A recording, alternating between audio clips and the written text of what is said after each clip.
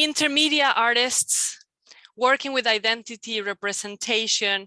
And yeah, we can say one of the pioneers of the digital world, very likely, and these mixed spaces. Today, I'm here with Claudia Hart in a conversation for 4Art, and very happy and thrilled to have this quick conversation with her. How are you, Claudia? I'm great. Nice to see you. Nice to see you, and thank you so much for being here with us. We already explored a bit of your work in another talk we had due to our recent collaboration with the Digital Baroque. And exactly, let's just dig into it. Can you introduce yourself briefly? My name is Claudia Hart. I have been working with digital technologies, meaning a very specific kind. My thing is what I call post photography. So it's virtual realities, and that means 3D animation.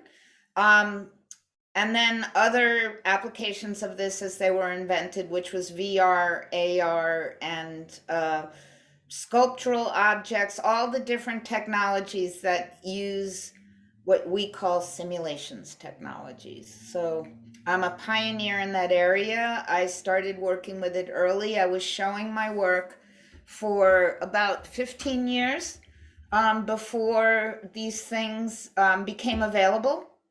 And I was always interested in world building, creating sort of theatrical environments, working in multiple medias, whether that was painting, sets that consisted of sculptures, and at that point it was Super 8 movies and photographs and role playing and a lot of things that when this stuff came about, it lends itself also to this kind of magical world building, and that's my thing. So yeah, I mean, you already kind of told us, but where did you get inspiration from?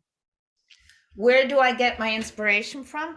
I think that my whole project is about looking at the history of culture and art, and also because I'm playing around with this idea of a theatrical world, and from a feminist position, I'm always enacting or embodying or playing people who are considered patriarchs or important cultural figures in a world where there were no women. And so when I entered this area of technology, there were really no women.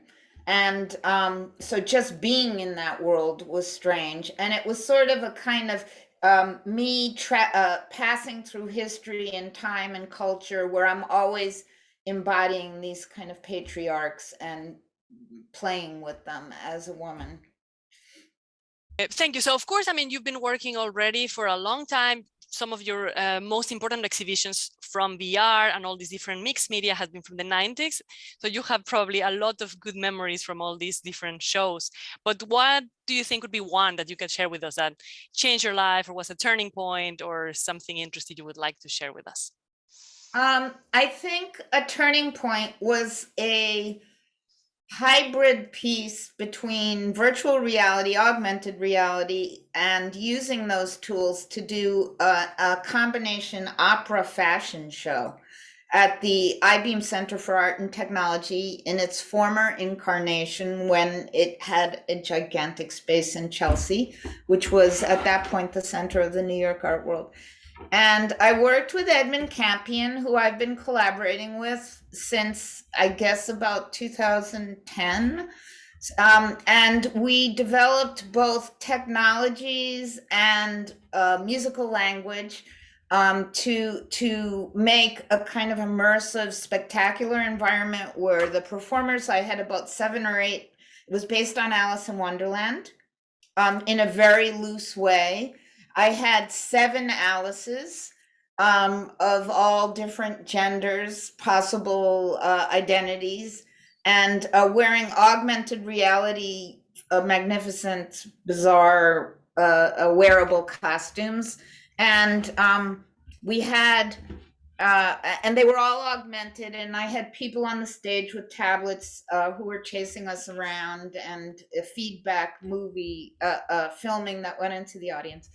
But it was a crazy performance, both from a creative way, because I think I'm still a researcher. I collaborate with Ed Campion, who's the director of the Center for New Music and Audio Technology at UC Berkeley, and we are still researchers and subsidized by that in terms of developing new forms.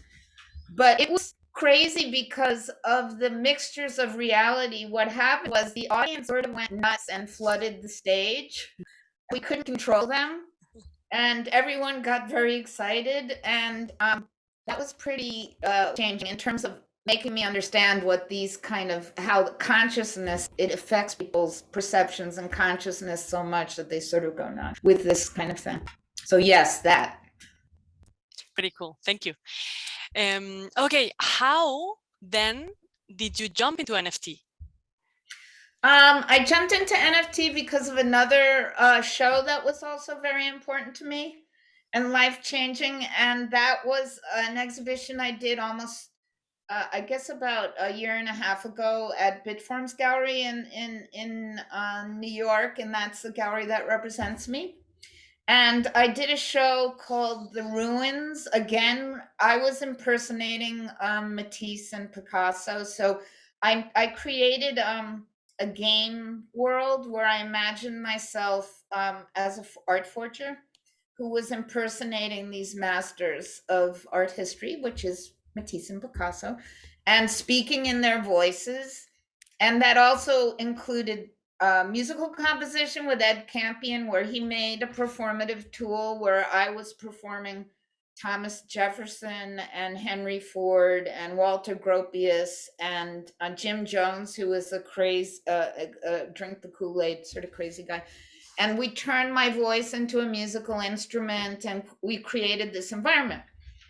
At that point, as a forger, I was making not really forgeries, but a game where there were 3D models and all this. And I then, it was the beginning of being some interest in NFT, because there was we were all stuck inside, and there was a lot of people going crazy about this NFT thing. And I thought, oh, how great, I'm a forger. If I'm going to be a forger, then I should be able to mint those things and verify them as authentically non-fungible objects made by me, the woman who was faking Matisse, Picasso, and all these guys. So that's how I started, and that was also an important exhibition in terms of my evolution as an artist. Yeah, and recently, of course, you were part of our Digital Baroque exhibition. And may we ask you, Claudia, at what price your NFT Plus was fetched from our marketplace? It was 25K. Are you planning any other NFTs at the moment? I have a show up right now that I'm very happy about, and I'm going to repeat that show. And it's called Digital Combines, and this is also a kind of theoretical work, because as somebody who was early in my area, I've been involved in who was trained to be an art historian, and when I started doing it, there was no language and no infrastructure and no other artists. So I started doing things like curating and writing as a way of finding and building community. And the NFT thing opened up a lot of possibilities for artists such as me who worked with mixed realities, and for being considered sellable. I mean, we all did this for very idealistic purposes. I mean, reasons, and we're functioning outside a market. And then suddenly we have possibilities inside a market. So I was interested in how that happened. And I did an idea called, I made a concept called Digital Combines, borrowing the term from Robert Rauschenberg's combines that he started working with in the late 50s. And what I was talking about was this avant-garde tradition that started with him and went through conceptual art and land art and performance art and intermedia, which was my generation in the 90s, installation-based work, and how this frame of the NFT allows it to be thought of as a real solid object instead of a sort of utopian, idealistic object. So I wanted to borrow his language and call it digital and bring that term into practice. And the show is at Honor Fraser Gallery in Los Angeles. And much to my delight, it worked in that people wrote about it and were very interested, and a lot of things sold by myself and other artists. So this was something that I did not just for me, but to create a context and to include artists that I felt were my colleagues for many, many years. And it came true. And I think that is something that changes our lives. Those of us who worked for very idealistic reasons, but not without remuneration. And so this is like a brave new world. So Yeah. that show. Yeah, great. Congratulations on it. And definitely, I mean, it's like, as you said, I mean, you've been exploring it for a long time and then you had to find a space with it. And now, yeah, it's kind of. Now it's the beginning of that, and we'll see how it turns out, hopefully. Yeah. Good. Claudia, do you agree that the NFT minting creation process should be simpler? I mean, you probably as a researcher also feel excited to go and find all these different wallets and this and that, but what's your take on it with simplicity?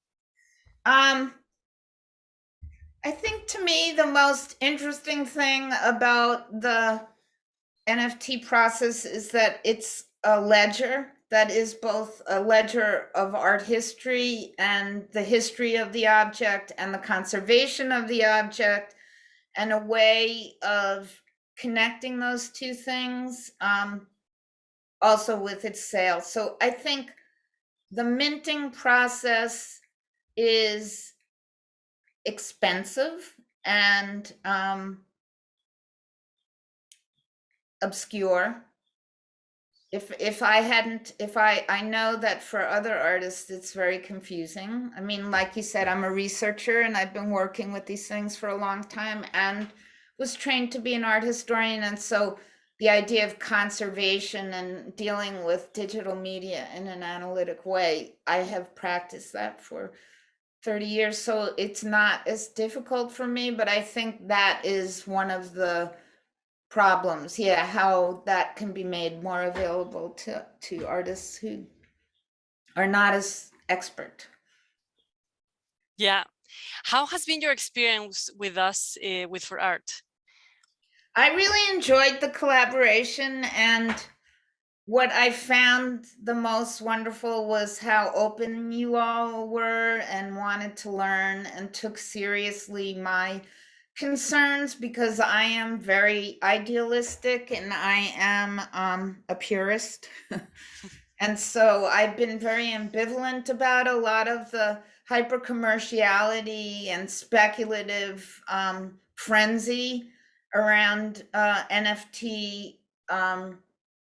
NFT, I don't even know what to call them, collectibles, right? So I think there is a difference between a collectible and an artist who is thinking in spiritual terms, in idealistic terms, and social terms. And I thought sometimes I would drive you crazy, all of you, but I never did.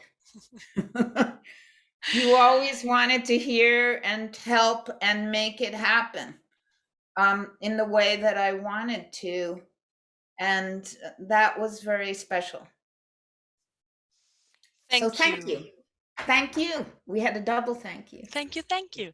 Exactly. Would you like to add something else that our artists following, or maybe collectors as well? We have a community, of course, of followers who include artists, galleries, some collectors, some just art lovers that are there, out there, following your art in either the marketplace or our exhibition app. Is there something you would like to tell them? Let's see, what would I like to tell you? I'm glad you're here, and I spread the word. I think like art is a conversation with people, and it's meaningful in that way. So the best thing we can do is to share. I would love these kind of platforms to be opportunities for different kinds of artists to share their practices, um, and to have a bigger conversation. Um, you're alerted that we exist. We've been here, and we're happy to talk to you about what we think and believe, and that's why we do it. Claudia Hart, one of the pioneers of the virtual reality, virtual worlds. Thank you so much for being here with us in 4ARTechnologies, and success with everything that's coming. Thank you.